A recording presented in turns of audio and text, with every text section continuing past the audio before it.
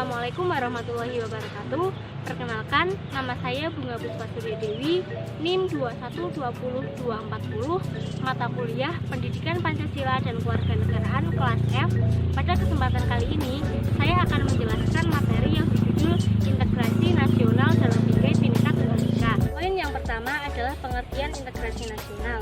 Integrasi nasional adalah menggabungkan seluruh bagian menjadi sebuah keseluruhan dan tiap-tiap bagian diberi tempat, sehingga membentuk kesatuan yang harmonis dalam Kesatuan Republik Indonesia dengan semboyan Bhinneka Tunggal Ika.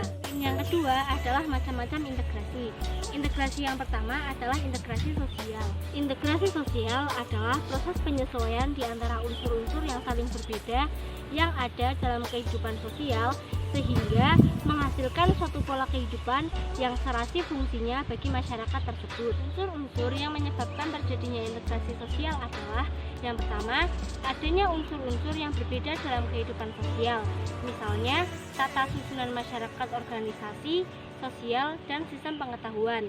Yang kedua, adanya proses penyesuaian dari unsur-unsur yang berbeda dan tiap-tiap unsur tersebut saling menyesuaikan. Yang ketiga, terciptanya pola kehidupan yang serasi fungsinya dalam masyarakat sebagai akibat adanya proses penyesuaian unsur-unsur yang saling berbeda sehingga timbul adanya rasa kesatupaduan dalam masyarakat. Integrasi yang kedua adalah integrasi bangsa. Integrasi bangsa adalah penyatuan berbagai kelompok budaya dan sosial ke dalam kesatuan wilayah dan pembentukan suatu identitas nasional. Friedrich Hertz, setiap bangsa mempunyai 4 unsur keinginan, yaitu keinginan yang pertama, keinginan untuk mencapai kesatuan nasional yang terdiri atas kesatuan sosial, ekonomi, politik, agama, kebudayaan, komunikasi, dan solidaritas.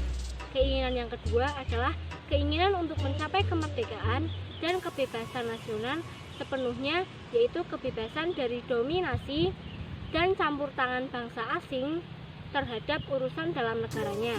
Keinginan yang tiga adalah keinginan dalam kemandirian, keunggulan, individualitas, keaslian, atau kekhasan seperti menjunjung tinggi bahasa nasional yang mandiri. Keinginan yang terakhir adalah keinginan untuk menonjol atau unggul di antara bangsa-bangsa dalam mengejar kehormatan, pengaruh, dan prestisi. Poin yang ketiga adalah syarat integrasi.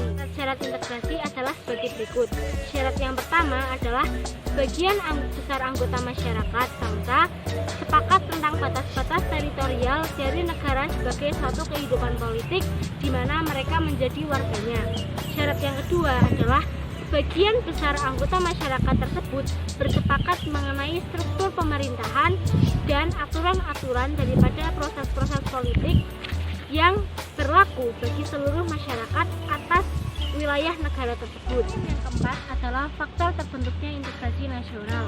Adapun faktor yang pertama adalah faktor pendorong sebagai berikut. Yang pertama, faktor sejarah yang menimbulkan rasa senasib dan seperjuangan. Yang kedua adalah keinginan untuk bersatu di kalangan bangsa Indonesia sebagaimana dinyatakan dalam Sumpah Pemuda tanggal 28 Oktober 1928. Yang ketiga, rasa cinta tanah air di kalangan bangsa Indonesia sebagaimana dibuktikan perjuangan merebut, menegakkan, dan mengisi kemerdekaan. Yang keempat, rasa rela berkorban untuk kepentingan bangsa dan negara. Poin yang kelima adalah kesepakatan atau konsensus nasional dalam perwujudan proklamasi kemerdekaan Indonesia.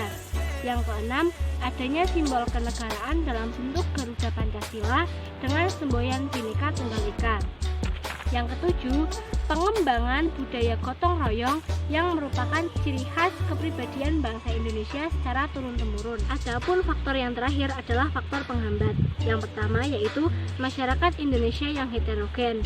Yang kedua, wilayah negara yang begitu luas. Yang ketiga, besarnya kemungkinan ancaman, tantangan, hambatan, dan gangguan yang merongrong keutuhan, kesatuan, dan persatuan bangsa.